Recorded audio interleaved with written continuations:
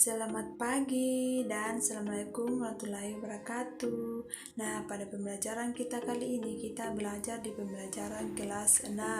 Tema 1, selamatkan makhluk hidup. Sub tema 1, tumbuhan sahabatku, pembelajaran ketiga. Nah, pada pembelajaran sebelumnya kita sudah mempelajari tentang perkembangbiakan secara generatif.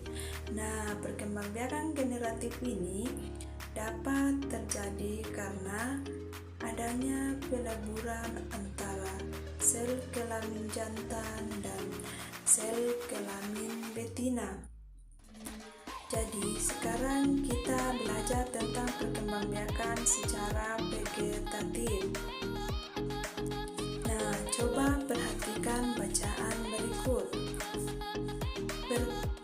Beberapa tumbuhan ada yang berkembang biak secara vegetatif. Ini terjadi tanpa adanya peleburan sel kelamin jantan dan sel kelamin betina. Bertujuan untuk menghasilkan tumbuhan baru atau tumbuhan sifat baru. Perkembangbiakan vegetatif dapat terjadi secara alami maupun buatan. Nah, contohnya adalah bawang,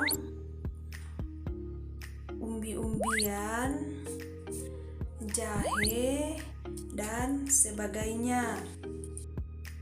Nah, sekarang kita masuk di perkembangbiakan vegetatif alami. Perkembangbiakan vegetatif alami dapat terjadi dengan yang pertama itu tunas, contohnya pada pisang dan tumbuhan suji. Yang kedua, pada umbi lapis, contohnya pada bawang putih dan bawang merah.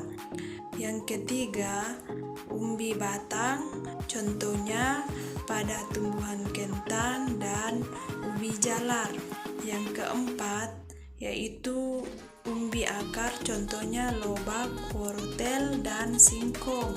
Yang kelima yaitu geragi, contohnya pada tumbuhan stroberi. Dan yang keenam yaitu akar tinggal atau rhizom, contohnya pada tumbuhan lengkuas dan jahe. Yang terakhir itu spora, contohnya pada tumbuhan lumut. Nah, sekarang kita masuk di perkembangbiakan vegetatif buatan. Perkembangbiakan vegetatif buatan dapat terjadi dengan yang pertama cangkok, contohnya seperti mangga dan jambu air. Yang kedua, setek batang, contohnya pada tumbuhan singkong dan bunga sepatu. Yang ketiga, setek daun, contohnya pada tumbuhan begonia dan cocor bebek. Dan sedangkan yang keempat yaitu merunduk, contohnya seperti pada tumbuhan stroberi. Nah, itulah ada 4 perkembangbiakan vegetatif buatan. Lalu di sini ada keuntungan perkembangbiakan tumbuhan dengan cangkok, setek, merunduk, dan okulasi, yaitu seperti menghasilkan tumbuhan anakan yang persis dengan tumbuhan induk. Yang kedua, menghasilkan tumbuhan anakan dengan lebih cepat. Yang ketiga, menghasilkan tumbuhan yang sulit tumbuh dengan benih seperti anggrek. Dan yang terakhir yaitu dapat mengendalikan kualitas tumbuhan asli yang dihasilkan. Jadi, berbicara tentang perkembangbiakan vegetatif dalam sekolah, tentunya kita juga harus dapat membuat teks laporan.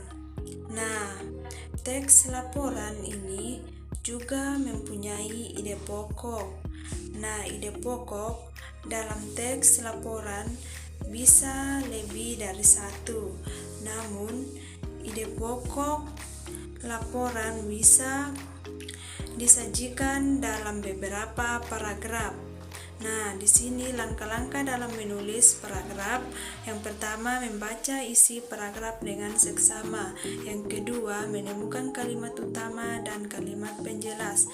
Yang ketiga, menentukan sebuah informasi dalam kalimat utama. Nah, setelah menemukan ide pokok dari setiap paragraf, kita dapat menulis ulang ide pokok tersebut dalam bentuk diagram.